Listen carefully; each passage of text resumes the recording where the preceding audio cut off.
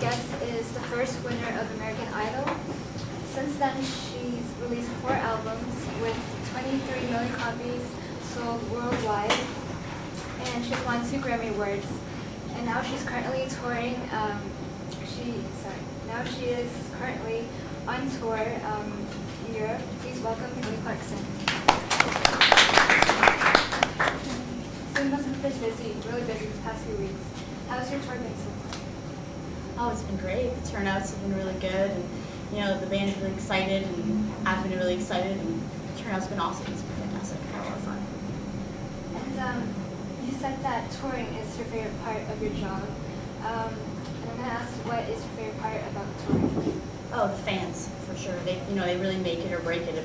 When they're excited, then I get excited, and I love to see their faces. And if they're not happy and they're not having fun, then I don't have fun. So I think it really makes a big difference how excited they are to be there, and for me to see their faces when they're that excited. And how would you compare the fans from Europe to those in the States?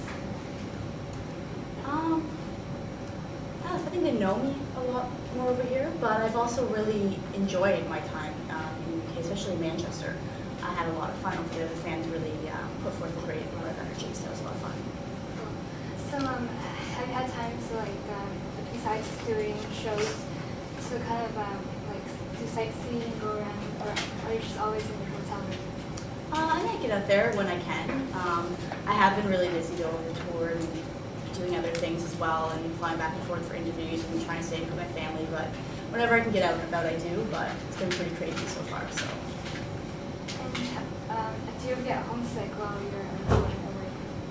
Oh, for sure. I'm super close with my family, and I live in the town pretty close to where I grew up, so all my friends and family are there. So when I'm away from them, it's a big culture shock a little bit.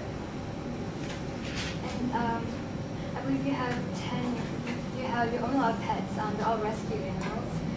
10 horses, 10 dogs, and 1 cat.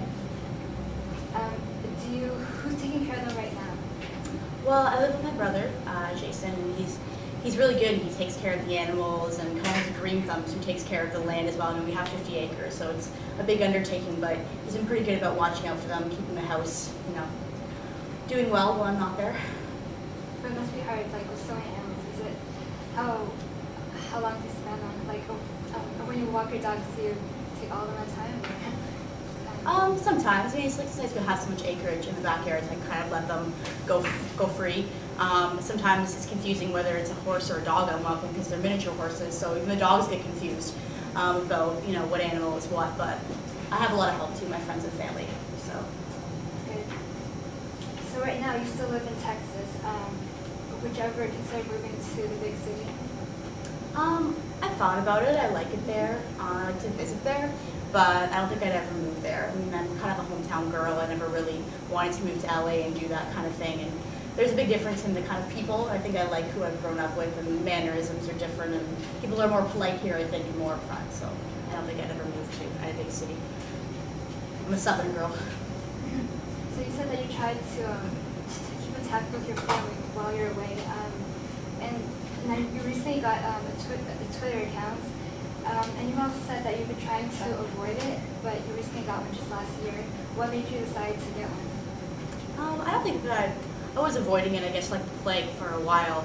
I really don't go on the computer as much as people would think. I'm not really that tech savvy. It's not that I've been necessarily avoiding it. I just didn't think anyone would really want to hear what I had to say or what I was doing. But my friends have been pestering me a lot to get one in my family, so I figured, heck, I'll give it a try. And you also said that you can't believe that people would want to impersonate you. What's the craziest fan moment that you've had? Yeah, it was crazy. That was one of the things I noticed when I first signed to Twitter. There's all these other Kelly Clarksons. Not Kelly Clarksons, so who are these people? But this one time, this guy jumped right on stage, actually, in the middle of the performance, and just kind of stood beside him, and I was playing and singing, and looked over, and all of a sudden he just grabbed me and kissed me. He thought that was pretty crazy. Wow. I don't know what happened. How did you get on stage? Where's security? Well, he wasn't really, I didn't know he was going to harm me or anything, so I don't think they were really too worried about it. They let him up, and he stood there and did his thing and was pretty excited, and then he just jumped back down on stage, and I kept playing. Now, you also have a blog that you started a couple years ago.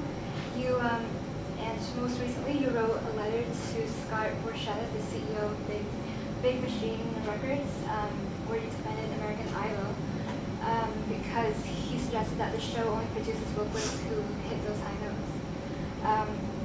Saying that they lack true artistry. In your opinion, what makes a true artist? I mean, if that's true, then I lack true artistry, right? Because I mean, I'm one of the singers from American Idol, the first singer from American Idol. But I also said in my blog that it's not about just hitting the high notes, it's hitting the right notes. And I mean, there's a lot more to singing than just being able to hit that high register. I think it takes passion and dedication and a lot of grit and a lot of heart behind what you do. I think that makes a true artist. I also very big on lyrics, and the meaning of a song and being able to see the story behind the song is really important to me. So I think that takes a true artist to express something like that to their fans through their music. So if you've been probably haven't had time to watch American Idol this season, but what do you think about Sana and Paul not being there? How will the show be different? Well, and Paula is going to be, I think, leading as well, actually. It'd be a lot different, I think, but American Idol's been on for a long time, same kind of judging, so it'd be nice to change it up a little bit. I've also heard rumors that Ellen was going to be on American Idol, which is outstanding. I love her. She's hilarious. So I think it'll be nice to have some new judges and kind of spice it up a little bit. Right now, for your single, My Life Would Suck Without You, that advanced from number 97 to number 1 in its first week of release, breaking the record for the largest leap to the top position in chart history. Is there a story behind that song? Well, yeah, I mean, kind of to an extent. Most of my songs are kind of boy bashing in a sense. They're my therapy, and when the relationship goes awry, I think I tend to write about it. But in this case, it's about a relationship that it's dysfunctional, and they both have their issues, but there are those relationships that can be dysfunctional and still work. And I think that's kind of what this song is about.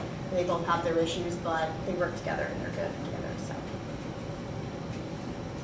And so, where do you usually get your inspiration from for your songs? And do you have to be at a certain place, a certain time, or just whenever?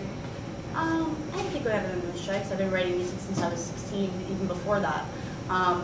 Because of you, I wrote when I was, in high school, and talking about my parents' divorce and, the troubles and trials of that, and my mother marrying. Boys, come into it a lot, relationships. I haven't had that many relationships. I don't think I've ever been in love, per se, but, breakups are tough, and people cheat on you, or people hurt you, and I think that comes from my inspiration. I write from the heart, so. I also like to do a lot of collaboration with other artists as well, and, if it takes something from them as well, like Katy Perry and I wrote a song together. So I kind of liked her direction, and we played off of each other and got the song through that. So. And how's it like working with Katy Perry? It's great. I like her. I actually see a lot of similarities between the two of us. I could see myself singing all the songs that she would sing, so it's really great that I see kind of the same in that way. So it's really great to work with her. I think she's an inspiration. She's a great artist. So. Okay, well, thanks a lot for being here, and enjoy the rest of your tour. Thanks.